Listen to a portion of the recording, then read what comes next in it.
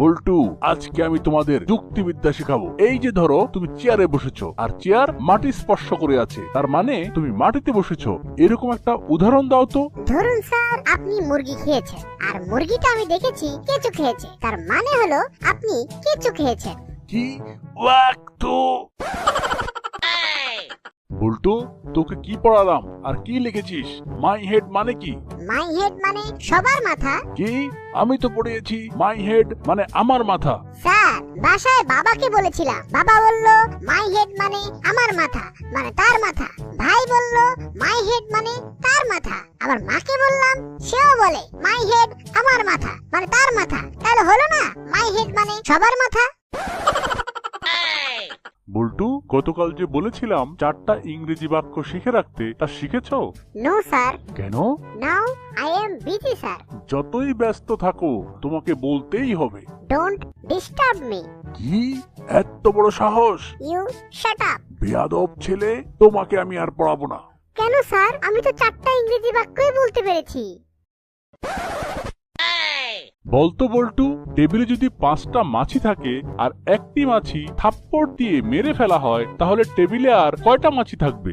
একটা স্যার। হ্যাঁ, কিভাবে? স্যার, থাপ্পড় খেয়ে সবগুলি তো উড়ে যাবে, শুধু মরাটা পড়ে থাকবে। যারা নিজেদেরকে বোকা ভাবো তারা উঠে দাঁড়াও। কিরে বল্টু, তুই উঠে দাঁড়ালি কেন? তুই কি নিজেকে বোকা ভাবিস? স্যার, আপনি প্রশ্নটা করে একাই দাঁড়িয়ে আছেন, কেমন লাগে না?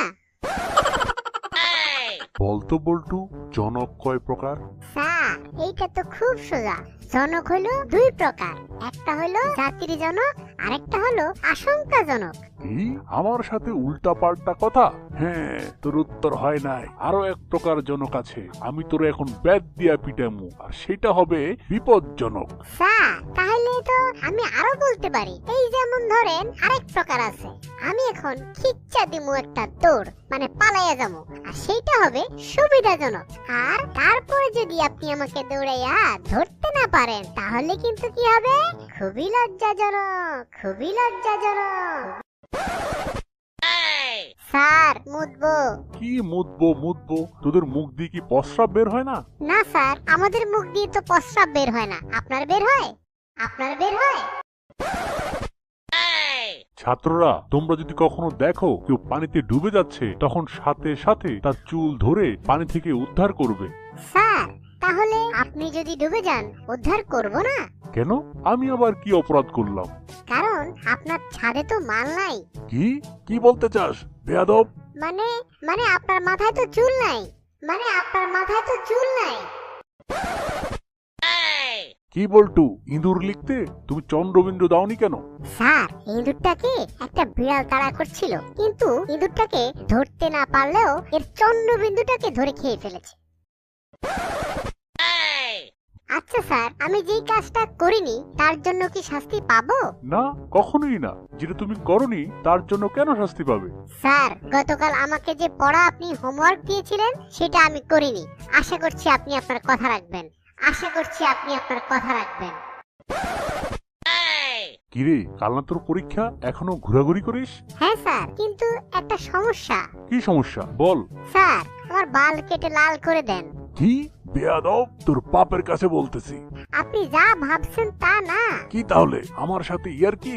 না স্যার, আমার নাম করিম লাল, কিন্তু অ্যাডমিটে ভুল করে করিম বাল লিখেছেন। তাই বলছিলাম যদি বালটা কেটে লাল করে দিতেন। বল্টু, তুমি গতকাল ভাইস প্রিন্সিপাল স্যারের বাসার পাশ থেকে আম চুরি করে খেয়েছো? জি না স্যার। সত্যি করে বল, পরে কিন্তু জানতে পারলে কলেজ থেকে বের করে দেব। না স্যার, আমি খাইনি। দেখ, কিন্তু আমি কিন্তু রুম চেক করব। রুমে যদি বাকল বা বিচি পাই তাহলে কিন্তু খবর আছে। হে, সমস্যা নেই স্যার, সব বাইরে ফেলে দিয়েছি, সব বাইরে ফেলে দিয়েছি। বলতো বল্টু, আমাদের পায়ের জুতা কি দিয়ে তৈরি হয়? চামড়া দিয়ে স্যার। আচ্ছা, চামড়া কোথায় পাওয়া যায়? গরুর গা থেকে স্যার। আচ্ছা, এখন বলতো দেখি, কোন সে জীব যে তোমাদের পায়ের জুতাও যোগায়, আবার নানা খাবার জিনিসও সরবরাহ করে? আমার বাবা স্যার, আমার বাবা স্যার। বলতো বল্টু, সবচেয়ে হাসি খুশি প্রাণী কোনটি? হাতি স্যার। কেন? আরে দেখেন নাই স্যার, হাতি খুশিতে সবসময় দাঁত বের করে রাখে। হাতি খুশিতে সবসময় দাঁত বের করে রাখে। খুশি। বলতো বল্টু, একটা বাল্ব কিভাবে লাগাতে হয়? স্যার এটা তো খুব সোজা। বাল্বটাকে হোল্ডারের উপরে ধরে ঘরটাকে ডান দিকে ঘুরিয়ে দিতে হবে। শোনো ছাত্ররা, বল্টু এবার রচনা প্রতিযোগিতায় প্রথম হয়েছে।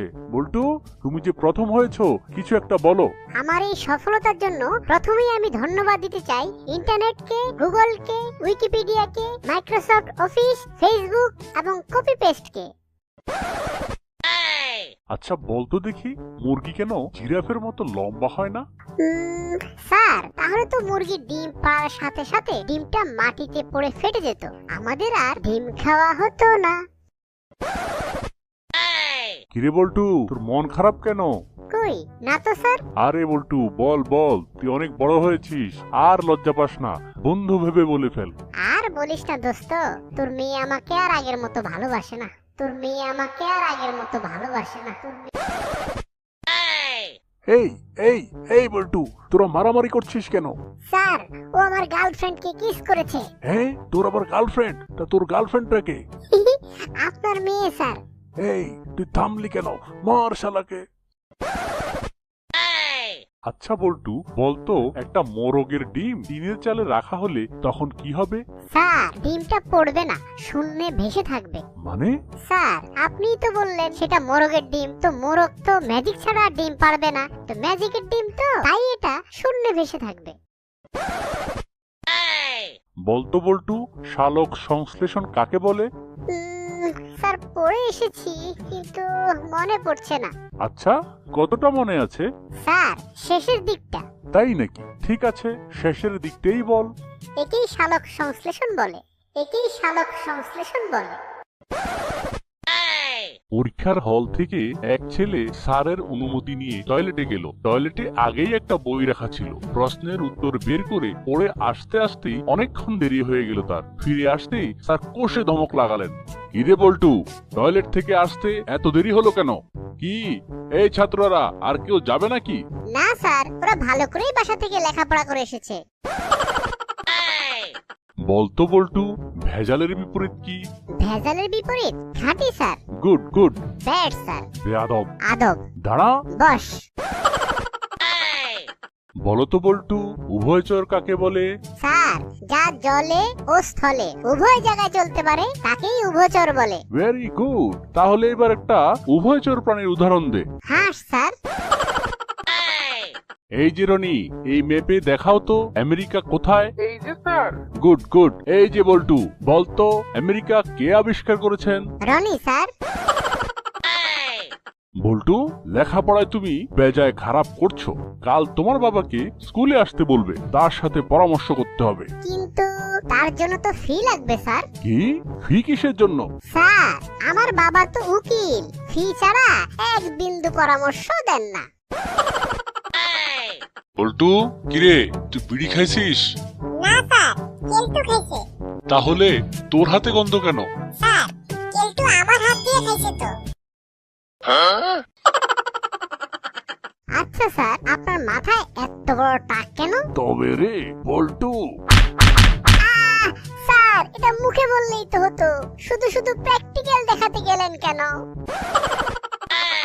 কিরে বল্টু, তুই ক্লাসে ঘুমাচ্ছিস কেন? স্যার আপনার কণ্ঠ এত সুন্দর, শুনতে শুনতে কখন যে ঘুমিয়ে পড়েছি টেরই পাইনি। তাই নাকি? তাহলে বাকি স্টুডেন্টরা ঘুমাচ্ছে না কেন? স্যার কারণ ওরা তো আমার মতো আপনার কথা মনোযোগ দিয়ে শুনছে না, তাই।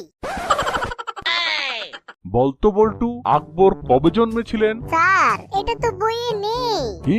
কে বলেছে বইয়ে নেই? এই যে আকবরের নামের পাশে লেখা আছে 1542 থেকে 1605। ও ওটা জন্ম মৃত্যুর তারিখ? আমি তো ভেবেছিলাম ওটা আকবরের ফোন নাম্বার, তাই তো বলি এতবার ট্রাই করলাম, রং নাম্বার বলে কেন?